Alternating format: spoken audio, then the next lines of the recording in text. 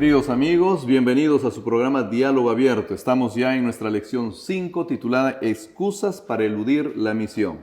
Si estás escuchando por la radio Nuevo Tiempo, recibe un fuerte abrazo de tus amigos de la Facultad de Teología de la Universidad Peruana Unión. Y también, si tú estás en una de nuestras redes sociales, recibe un cariñoso saludo. Eres parte de esta familia, gracias por ser parte de los que oyen, de los que también promueven que otros escuchen estos programas que son de gran beneficio y bendición. Queremos saludar a algunos de nuestros amigos que se ponen en contacto, especialmente a través de nuestro canal de YouTube llamado Facultad de Teología UPU. Si tú estás escuchando por la radio y por alguna razón no completaste o escuchaste solo la mitad y quieres escuchar la otra parte del programa, suscríbete a nuestro canal, Facultad de Teología UPU. Saludamos a Aurora Álvarez, que nos manda un mensaje desde Chiapas, México. Un abrazo para ti, Aurora. También a Celeste Esther, un gran abrazo para ti. A Marta Batista, nos saluda desde Houston, Texas. Ella estuvo un tiempo aquí en la UPU. Qué bueno que se ponga en contacto con nosotros. Un gran abrazo para nuestra profesora Marta Batista. También saludamos a Gustavo García, que nos ve desde Londres. Un gran abrazo para ti, que Dios pueda bendecirte. Bueno, quisiéramos saludar a todos. Hay muchos que nos ven en el extranjero y también aquí en el Perú. No podemos identificarlos a cada uno de ustedes, pero el Señor los conoce. Él sabe quién eres tú y con seguridad Él también va a responder a tus pedidos, a tus necesidades, a tus súplicas. Y tal vez a través de este programa también el Señor te lleve un mensaje para tu vida. Ya estamos acá con nuestro invitado del todo especial. En esta ocasión nos acompaña el pastor Rubén Montero. Él es ministerial aquí en la Universidad Peruana Unión, una responsabilidad bastante especial porque tiene que pastorear a los pastores. Así que bienvenido, Rubén, a este programa. Gracias, apreciado Benjamín. Queridos amigos, hermanos, qué alegría estar con ustedes para este momento especial de estudio de la Palabra de Dios. Creo que va a ser tiempo muy bien aprovechado. Bueno, alguna vez ya estuvimos juntos en otros programas también, ¿no? Así es. Alguna vez estuviste en la Unión del Sur, me recuerdo que también tuve la oportunidad de acompañarte. Te invitábamos para acompañarnos allá en el estudio. Y ahora estamos otra vez aquí en otra mesa. Sí. Qué alegría. Es bueno realmente estudiar la lección de escuela sabática y motivar a que otros también lo hagan, ¿verdad? El momento más lindo del día para mí es el estudio de la lección de escuela sabática. Creo que es el momento más bonito del sábado también. El sábado, cuando nos reunimos con los hermanos también. Sí. Es hermoso. Bueno, estamos disfrutando nosotros en estos días justo de un festival de coros escolares adventistas, aquí en la UPU, ¿no? Es probable que algunos de ellos que hayan venido de otros lugares también estén escuchando el programa. ¿Qué les dirías a cada uno de ellos? Bueno, un cordial saludo para ellos y para sus familias. Estamos muy felices que los jóvenes puedan dedicarse a alabar el nombre del Señor. Es lo mejor que puede hacer la familia, ¿no? Incentivarlos para que alaben el nombre de Dios. La música es tan hermosa, ¿no? Sí. Y qué bueno que tengamos acá también un conservatorio de música en la UPU. La música es un anticipo del clima que habrá en el cielo. Así es. Ambiente de adoración. Este 4 es el Día del Espíritu de Profecía. Ya. ¿Cuán importante es el Espíritu de Profecía para nuestras vidas? Bueno, es tan importante que la Iglesia Adventista del Séptimo Día no podría entenderse sin la presencia del Espíritu de Profecía. ¿Quién sabe? No podría ni existir Benjamín, ¿no? Es tan probable, crucial. por supuesto. Creo que el surgimiento de la Iglesia y del Espíritu de Profecía son están asociados. Sí, están ¿no? Íntimamente ligados. Bueno, y finalmente, también te recuerdo que estos días están iniciándose las reuniones en la División Sudamericana, el concilio de la División Sudamericana, y también creo que necesitamos orar por ellos, necesitamos de alguna manera estar atentos a lo que está ocurriendo allá. Así es, porque tiene que ver con lo que estamos estudiando en este trimestre, ¿no? Las decisiones que se hacen allí tienen que ver con el avance de la misión en Sudamérica. Así que tenemos que estar orando también por nuestros líderes. Gracias, Rubén. Bueno, ahora es tiempo de estudiar la palabra de Dios, pero antes de estudiar necesitamos orar. Así que te voy a pedir que por favor tú hagas esta primera oración. Claro. Querido y eterno Padre que estás en el cielo, santificado sea tu nombre. Querido Padre, pedimos tu dirección y tu bendición en este programa y sobre todo que trabajes en el corazón de cada persona que asiste a esta programación. Lo pedimos en el nombre de Jesús. Amén. Amén. Como ya dijimos, estamos en la lección número 5, titulada Excusas para eludir la misión. Excusas para eludir la misión. Isaías 6:8 es el texto central de esta semana, texto para memorizar. Dice ahí: después oí la voz del Señor que dijo: ¿a quién enviará ¿a quién enviaré? ¿Quién irá de nuestra parte? Entonces respondí, aquí estoy, envíame a mí. ¿Por qué nosotros tenemos excusas para hacer y cumplir la misión? Bueno, cuando hablamos de excusa estamos hablando de una razón falsa, ¿no? Un pretexto. Es decir, no quiero decir no directamente y busco algo que encubra, ¿no? Una coartada que me ayude a explicar aquello que yo no quiero hacer, pero no me gustaría decir que no quiero hacer. Entonces trato de alguna manera de disimular el asunto. Disimular, disfrazar, ¿no? Entonces, por la excusa ya parece, parece razonable. Por ejemplo, no quiero ir a la clase temprano, al colegio, entonces digo, estoy enfermo. Es una excusa, no es una razón falsa. Lo que pasa es que no quería ir, ¿no? Pero por alguna razón me dolió algo chiquitito y yo ya lo hago más grande. Lo hago más grande y ya pienso que estoy en cuidados intensivos y que no puedo ir a la... Esa es una realidad, ¿no? Nos tomamos de algo tan pequeño para poder agrandarlo y no hacer lo que debemos de hacer. En la Biblia, esta semana estamos estudiando el caso de una persona que justamente vive esta experiencia y creo que vamos a sacar lecciones valiosísimas, ¿no? ¿Quién es el personaje y qué es lo que estudiamos esta semana? Bueno, esta semana estamos estudiando acerca de Jonás. Y Jonás es uno de los personajes más conocidos de la Biblia. Si le pedimos a un niño que diga 5 nombres del Antiguo Testamento, seguramente que ahí está Jonás. Es por el gran pez, ¿no? Por el gran pez. O la ballena para los niños, creo, ¿no? Bueno, para los niños sí, ¿no? Ellos rápidamente lo recuerdan y piensan no en el gran pez, sino piensan en lo que ahora miran, ¿no? Sí, exactamente, ¿no? Pero realmente la Biblia solamente habla acerca de un gran pez. Así es, ¿no? Así es. Bueno, ¿por qué Jonás es tan conocido?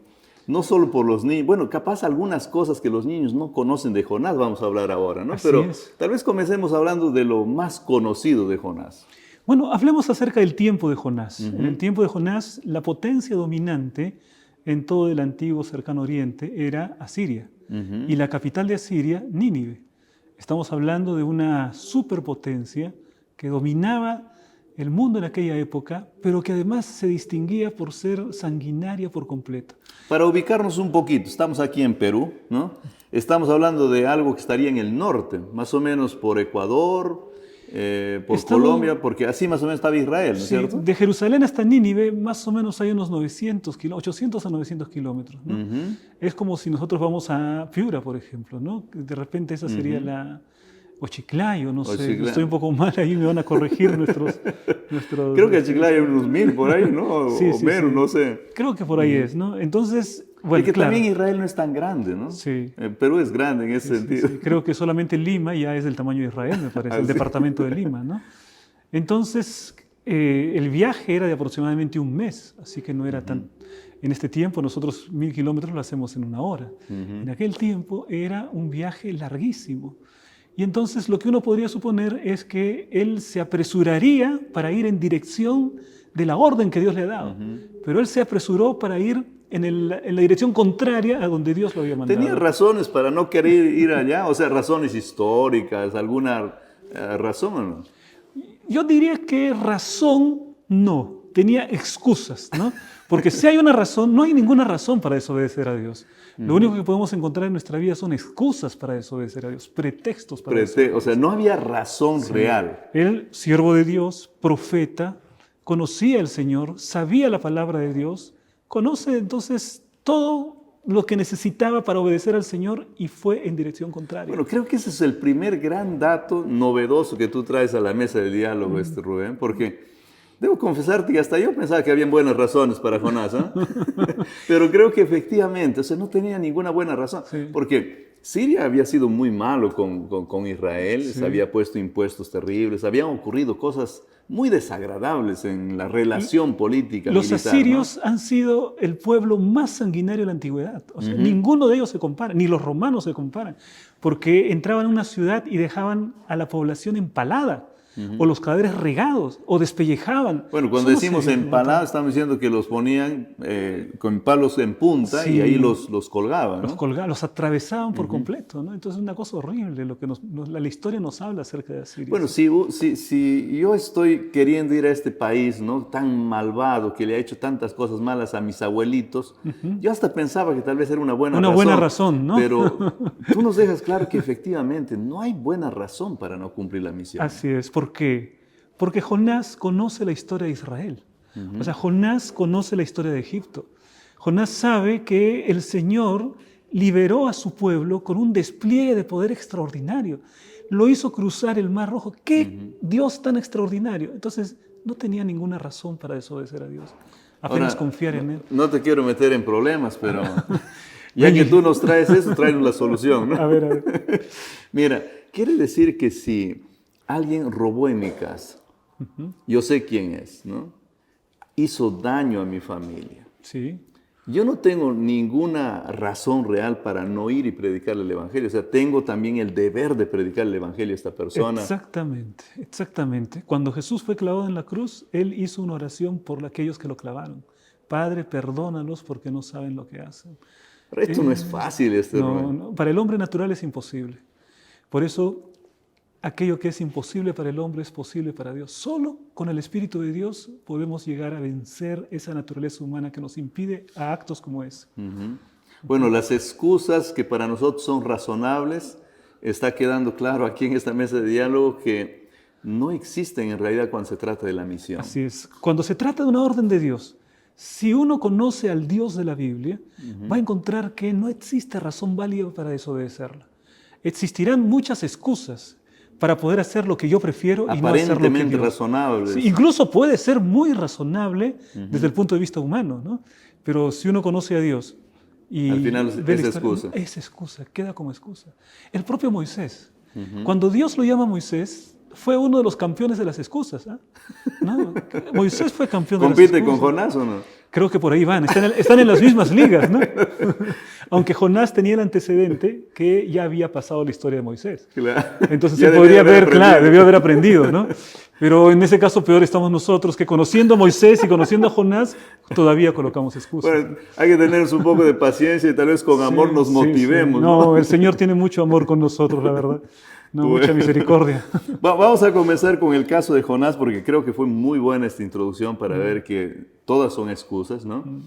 ¿Cuál fue la primera excusa que tú encuentras en Jonás que él presenta y dice, bueno, mira, por esta razón tal vez yo no podría ir? Al final es excusa, ¿no? Pero él la presenta como una razón.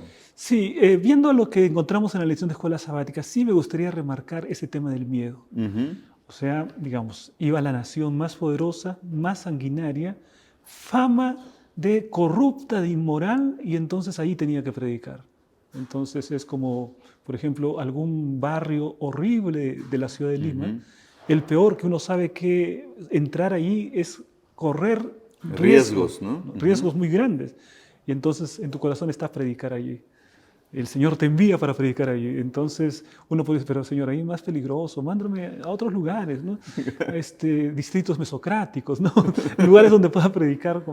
A veces los distritos mesocráticos también son muy difíciles, ¿no? En todo lugar. Se vuelven complejos, pero hay ciertos lugares donde tu vida puede estar en peligro. ¿No? En este caso, esa puede ser una muy buena excusa. Bueno, y en el caso de Jonás, efectivamente, llegar a ese lugar con un mensaje que tampoco era un mensaje que la gente quería escuchar, ¿no? O sea, era un mensaje de destrucción. Claro, ¿no? Un mensaje de destrucción. Era como decir, bueno, acá estoy dando un mensaje que justamente les da el pretexto para que me maten, si es posible, ¿no? Claro. Eso nos muestra que los profetas y los discípulos no la tenían fácil. Los discípulos predicando en el imperio romano y los profetas a imperios como el asirio, por ejemplo, ¿no? Bueno, en la vida de Pablo nosotros vemos que su experiencia no fue nada fácil, ¿no? No fue fácil. O sea, lo interesante es que él fue muy valiente. Sí, él no colocó excusas, ¿no? Tenía que ir a Jerusalén, le dijeron, mira, vas a ir, pero ahí te van a apresar, vas a tener problemas. Y él dijo, bueno, tengo que ir. Exactamente. Y si tengo que morir, no hay problema. Él va a Jerusalén, dice, sabiendo que me esperan muchas penurias. Estaba yendo a no se escapó de las penurias. No escapó. El propio Señor Jesucristo, en el Getsemaní. Entonces, él toma la copa que de alguna manera garantiza nuestra salvación. Bueno, cuando Él viene del cielo a encarnarse, Él ya sabía la propia lo que encarnación, esperaba, ¿no? Claro, la propia encarnación es un ejemplo. Es un buen ejemplo para nosotros, ¿no? Que debería de motivarnos. Hace un rato decíamos, esto no es sencillo, no es fácil de poner en práctica, ni para mí, ni para ti. No sé, para ti capaz es un poco más sencillo, pero para muchas personas esto es también muy complicado. ¿Cuáles podrían ser los primeros pasos para vencer este miedo? ¿Cómo podemos hacerlo? Primero, reconocerlo. El primer paso para vencer un miedo es reconocerlo, ¿no? Entonces, cuando una persona reconoce su propio miedo, por ejemplo, tengo miedo de entablar una conversación para hablar acerca del Señor Jesucristo. Entonces tú puedes reconocer, Señor, estoy teniendo miedo. Señor, no tengo las palabras. Entonces no te quedes paralizado. Reconoce ese miedo, pero busca la ayuda en la fuente del poder. Y la fuente del poder es el Señor Jesucristo. Y al Señor Jesús le dice, Señor, tengo miedo. No tengo las palabras. Señor, dame las palabras. Señor, dame el coraje, dame la valentía. Y da el primer paso, ¿no? Ahora, podría ser también una alternativa, tal vez, si yo tengo un poco de temor y veo que hay uno más valiente, que lo veo que siempre va adelante. Yo voy detrás de él, ¿no? Entonces, capaz me acerco, le digo, Claro. mira, quisiera que me Es enseñes. muy bueno, claro que sí, claro que ¿No? sí. Alguna vez capaz alguien ha hecho así también, ¿no? Sí. El coraje de algunos inspira realmente. Es el caso, por ejemplo, de Hus y de Jerónimo, ¿no? En el caso de Hus, Jerónimo al comienzo se quedó atrás, ¿no? La historia nos registra eso. Pero después, recordando la lección de su maestro, de Hus, ya él también estuvo dispuesto a entregar la vida. Eso es, bueno, qué Un bueno, mentor, miren, ¿no? qué bueno que nos traes esa ilustración vívida, ¿no? Sí, a esta realidad. Porque hay veces nosotros necesitamos acompañarnos de alguien también, ¿no? Tenemos a veces por naturaleza timidez, no siempre entablamos amistades rápidamente, pero hay otros que ya van desarrollando esta habilidad, porque de paso esta es una habilidad que se puede desarrollar, ¿no? Sí. O es que si nacimos tímidos, ya tenemos que quedarnos tímidos para siempre. Sí, y creo que el primer paso es reconocer. El segundo paso es recurrir a la fuente del poder, que es Jesucristo, en oración. Pero hay un paso que es crucial. El siguiente paso es colocar en acción. Es decir, si uno no enfrenta ese peligro, no enfrenta ese miedo, jamás va a poder superar ese miedo. Incluso hasta podemos ir a psicólogos, ¿no?, que nos hablan acerca de cómo superar los miedos, enfrentando los miedos. El que nunca enfrenta su miedo jamás va a poder superar ese miedo. Claro, y ese es el gran desafío, enfrentar el miedo, Sí, ¿no? lo que tenía que haber hecho Jonás es, Señor, tengo miedo, pero voy en tu nombre, ¿no? Claro, porque debe haber tenido miedo, con Seguro, seguridad. seguro. ¿No? Era un ser humano también como Claro. nosotros, ¿no?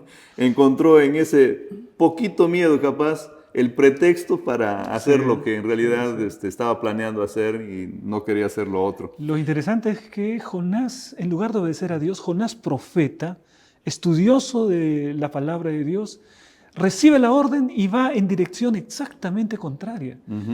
Y entonces quiere decir que, bueno, Jonás no ha muerto, Jonás se mueve entre nosotros, Jonás muchas veces está dentro de nosotros.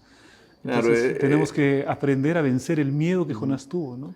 A nosotros de alguna manera tenemos algo de Jonás con seguridad, ¿no? Sí. Era como nosotros. ¿Qué otra excusa tú ves en el texto bíblico que de alguna manera, porque él mismo escribe su libro, ¿no? Este es su testimonio, que de alguna forma él deja registrado como para decirme, mira, esto es lo que yo también decía? Parece haber una idea que Jonás no llegaba a comprender del todo. O sea, Dios soberano sobre todas las cosas. Es decir, no lo dice Jonás, ¿no? Jonás sí proclama que Dios es todopoderoso. En su teoría, en su teología, Dios es soberano sobre toda la creación, pero en su práctica él pensaba que Dios no lo iba a encontrar en Tarsis. Perdón, en Tarsis. Claro, ¿dónde estaba? Estaba yendo, ¿no? Por eso queda por España, me parece, claro. ¿No? Entonces, en sentido contrario. En sentido contrario. Entonces, es decir, Dios me ha mandado para Nínive. Yo estoy aquí, pero Dios no me va a encontrar en Tarsis. O sea que esa idea de la soberanía de Dios solo era su teología, pero en la vida práctica él vivía como si Dios fuese soberano solo en Israel. Ahora, cuando él ya está navegando en el mar, se dio cuenta que el Señor estaba en todo lado, ¿no? Sí, que Dios gobernaba el mar, ¿no? Que Dios gobernaba hasta los animales del mar también, ¿no? Que la soberanía de Dios incluía toda la creación. Entonces, eso es una lección que él aprende, pero de una manera muy dura, ¿no? Enfrentando el peligro en su mayor dimensión. Porque dime si no es peligro estar dentro de la barriga de un animal, ¿no? Cuando él sale de la barriga de este gran pez, igual parece que todavía no comprende muy bien, ¿no? Se da la impresión de que su comprensión es un asunto que no sé si es difícil o él mismo se complica, pero da la impresión de que, bueno, pues ahora ya prediqué y ahora tienes que matarlos, ¿no? Sí. Y no había cuándo. Una comprensión teológica bastante limitada, ¿no? Es decir, Jonás es el evangelista más exitoso de toda la Biblia. No hay un evangelista más exitoso en la Biblia que Jonás. Y sin embargo, cuánta deficiencia teológica, ¿no? O capaz no hemos estudiado bien a los otros. O de repente no los hemos visto, o por lo menos no quedó registrado, ¿no? No quedó registrado los otros, que también tenían sus complicaciones, también ¿no? sus complicaciones. En el caso de Jonás quedó toda la parte más oscura, medio negativa. Claro, Jonás huyendo, Jonás con miedo, Jonás no reconociendo la soberanía de Dios sobre todo el planeta. En Tarsis no voy a encontrar, me voy para allá, ¿no? Queriendo la muerte de todos los ninivitas. Jonás queriendo la muerte. Y la propia predicación de Jonás, ¿no? La predicación de Jonás es una predicación totalmente sin esperanza, sin llamado, ¿no? De aquí a 40 días, Nínive será destruida. No hay posibilidad de... No hay llamado, ¿no? ¿Dónde está? Jesús te llama, ven, abre tu corazón. Si te arrepientes, no será destruida. ¿no? O sea que como evangelista no tenía llamado. O sea, digamos, tú como profesor lo jalarías en el curso de evangelismo, ¿no? A Jonás. Y sin embargo, digamos, quizá un administrador o alguien en la iglesia diga, pero ha ganado toda la ciudad completa, ¿no? Entonces está bien. Es interesante esto.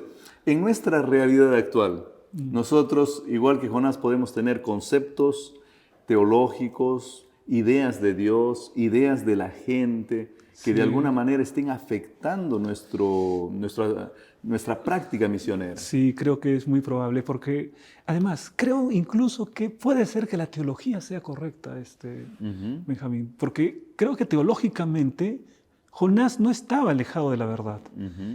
El gran problema es que él no vivía su teología, o sea, no vivía en coherencia con su pensamiento. Creía en un Dios soberano, pero al escaparse pensaba que en Tarsis el Dios soberano no lo iba a encontrar. Yo sabía que tú eras misericordioso, claro, y por eso no quería venir. Y eso lo señala Dios como si fuese algo malo, ¿no? Yo sabía que eres misericordioso. Nosotros diríamos amén, pero él no, él lo estaba diciendo porque estaba renegando de Dios, ¿no? Así que es un profeta raro Tomás. O sea, nosotros podríamos tener una teología correcta y eso estar de alguna manera impidiéndonos. Eso parece un poco extraño. Sí. Sí, ¿no? Para nosotros que somos teólogos. Claro, ¿no? O sea, que tengamos la teología correcta y que se convierta en una piedra de tropiezo, digamos, o es que de todas maneras tendría que la teología estar medio mezclada con alguna idea equivocada para que realmente sea una piedra de tropiezo en el cumplimiento de la misión. Yo creo que puede darse los dos casos. En el caso de los fariseos, por ejemplo, Jesús les dice a los discípulos, ustedes hagan como los fariseos dicen, pero no hagan como los fariseos hacen. O sea, tenían el conocimiento. Tenían el conocimiento. Pero la práctica era diferente. En teología era una teología ortodoxa, pero en la práctica era sumamente heterodoxa, ¿no? Es totalmente desviado. Es la incongruencia. Y esa incongruencia se debía a que tenían el conocimiento de la verdad, pero no tenían el espíritu, la pasión y el amor del Espíritu Santo en sus corazones. ¿Qué es lo que podríamos hacer para solucionar este problema? Porque nosotros estamos siendo escuchados acá por posiblemente líderes de iglesia también. Capaz haya personas que recién están conociendo también la palabra de Dios. En la radio, capaz alguien que por primera vez prendió la radio y nos está escuchando hablar en este momento. ¿Qué podríamos hacer para que de alguna manera nuestras ideas, nuestros conceptos no se conviertan en una piedra de tropiezo y sepamos de que sí podemos? Por ejemplo, estoy pensando en la persona que por primera vez escuchó ahorita la radio, ¿no? Dice, pero yo ni siquiera sé que tengo que cumplir una misión. Yo no tengo ni idea de qué será misión, qué es lo que voy a hacer, ¿no? Está acá, esto de acá debe ser para gente que conoce o gente que se dedica a eso. Pero incluso él capaz tiene una misión que cumplir. Sí. La palabra de Dios me habla de la conversación de Jesús con Nicodemo. Nicodemo, por supuesto, un excelente teólogo, ¿no? Y Jesús todavía lo reconoce como maestro. Eres tú, maestro de Israel, y no sabes esto. ¿Cuál fue el gran consejo de Jesús a Nicodemo? Tienes que nacer de nuevo. Estás lleno de teología, lleno de conocimiento, lleno de datos, pero necesitas una transformación interior. Ese creo que es el mismo remedio que Jesús daría para nosotros hoy. Puede ser que nuestra cabeza está lleno de datos, lleno de información, pero nuestro corazón necesita ser transformado. Tenemos que doblegar nuestro corazón y entregárselo a Jesús para que haga la transformación. En otras palabras, Rubén, el conocimiento puede ser abundante o puede ser muy pequeño, pero si la persona está llevada, está conducida por el Espíritu del Señor, ¿esta persona siempre hará obra misionera? Así es. Mira, el hecho de que el conocimiento sea abundante es bueno, pero eso no me garantiza que realmente yo pueda estar en sintonía con la voluntad de Dios, el conocimiento. Y mi conocimiento puede ser muy pequeño y eso no significa que yo esté lejos de la voluntad de Dios. Es decir, incluso siendo pequeño, la tendencia es a decir, Señor, necesito conocer más. Me veo en mi propia incapacidad. Y es allí cuando el poder del Señor obra. En nuestra debilidad, el Señor nos hace fuertes. Entonces, reconocer nuestra incapacidad, nuestra debilidad, nuestra condición, es el primer paso para dejar que Dios haga el trabajo en nuestra vida. Gracias, queridos amigos. Estamos acá dialogando. Todavía esto va a continuar, pero tenemos que hacer un alto. De todas maneras, quiero animarte a que tú en este momento compartas el enlace con alguien. Y si estás en la radio, pasa el dial a alguien también, porque esta conversación es valiosa para ti, pero también para otras personas. El Señor quiere usarte como un instrumento poderoso. Con el conocimiento, abundante o pequeño que tú tengas, Dios quiere usarte para cumplir la misión.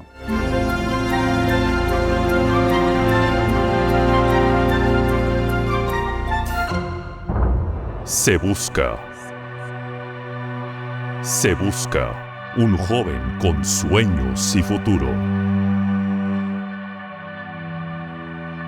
Un joven con talento, dedicación y pasión. Un joven que pudo alcanzarlo todo, pero decidió seguir un camino diferente.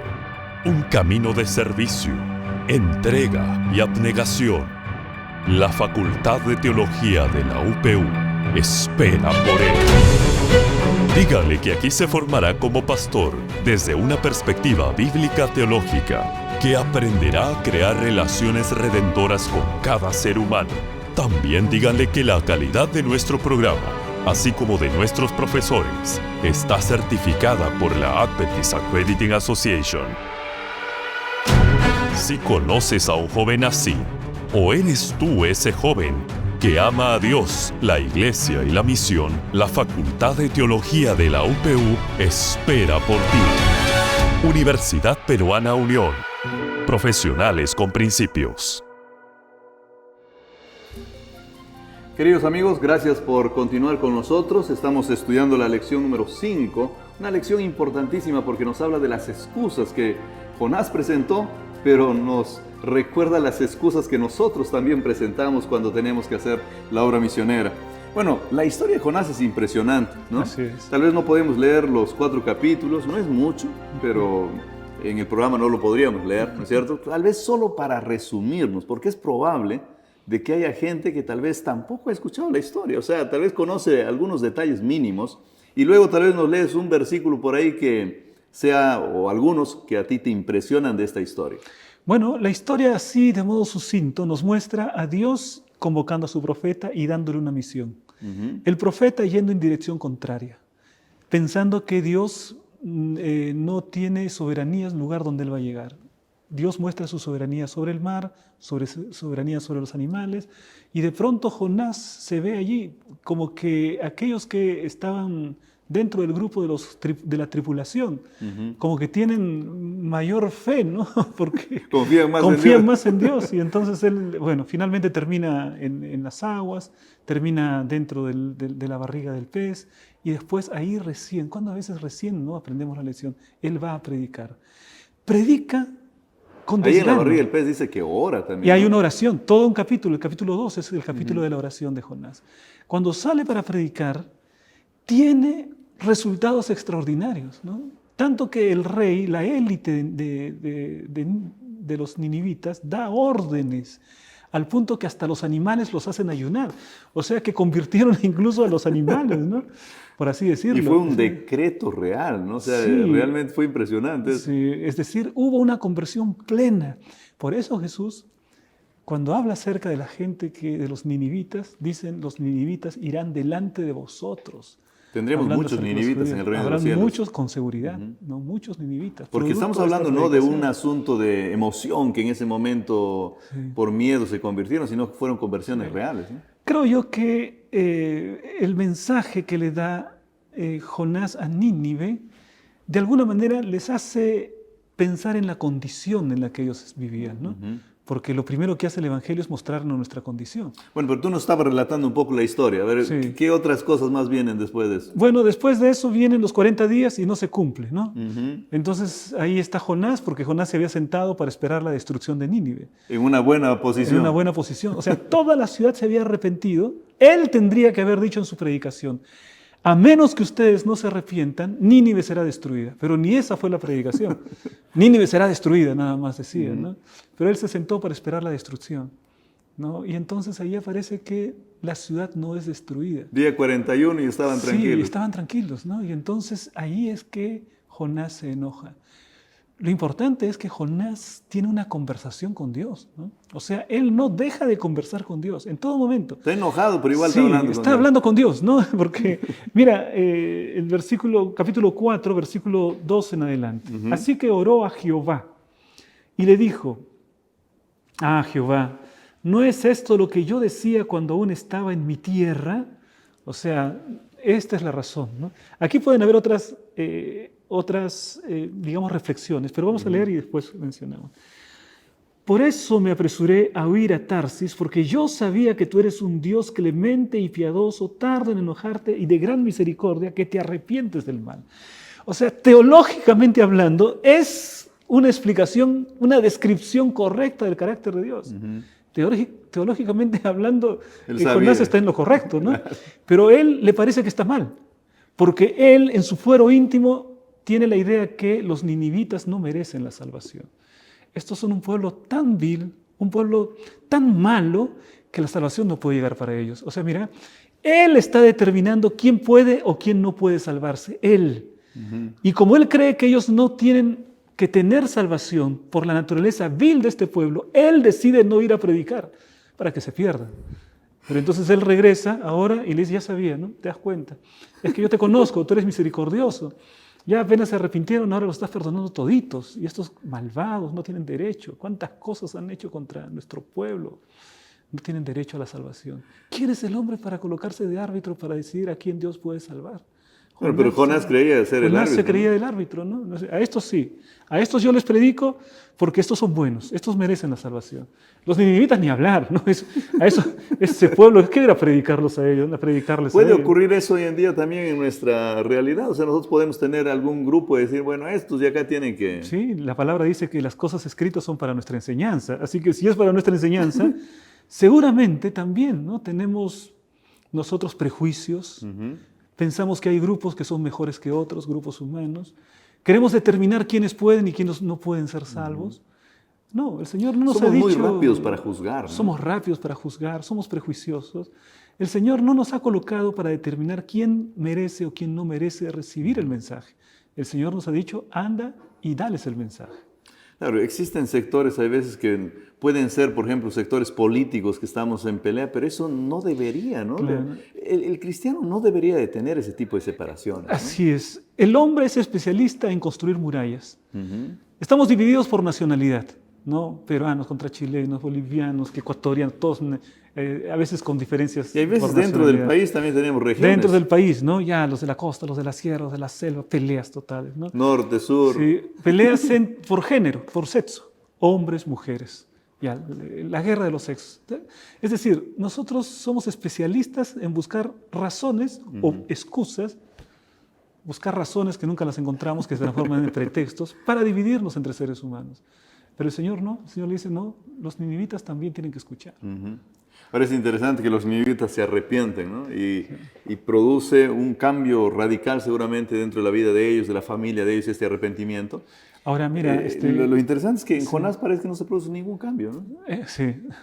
Realmente cuando uno predica, el primero que cambia es el predicador. Pero aquí el único que no cambia es el predicador, ¿no? Totalmente al contrario, ¿no? Toda la ciudad se convierte, pero él nada. Cuando uno va a dar estudios bíblicos, uno sabe que el primer beneficiado es uno mismo y la primera persona transformada es el que da estudios bíblicos. En este caso, se convierte en todos los que reciben estudios bíblicos, pero el instructor bíblico permanece igual, ¿no? Permanece en lo mismo. El Señor se acerca a él y le dice directamente, ¿no?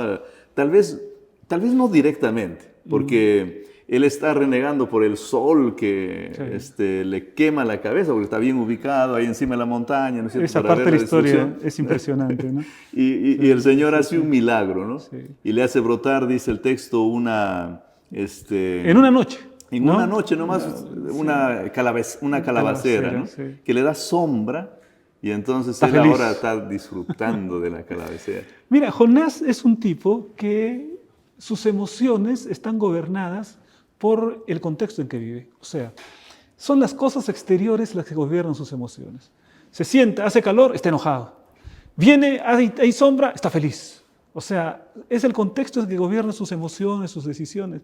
No es una persona que sea firme en su carácter. Es de vaivenes, ¿no? Por un lado, por otro. Las cosas van bien, estoy con Dios. Las cosas van mal, no, que Dios... No. El cristiano verdadero mantiene una solidez, una permanencia en el Señor.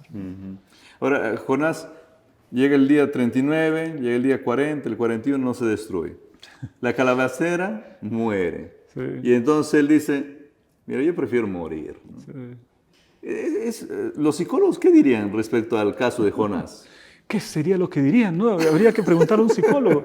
A ver, poniéndome en la mente un psicólogo, ¿qué sería? No tengo la menor idea. ¿Algún diagnóstico? Algún diagnóstico daría, ¿no? Porque yo diría que de repente... Depresión profunda llegó. Se parece al hombre moderno, ¿no? El hombre moderno se enoja, algunas cosas le salen mal, ahí viene el enojo.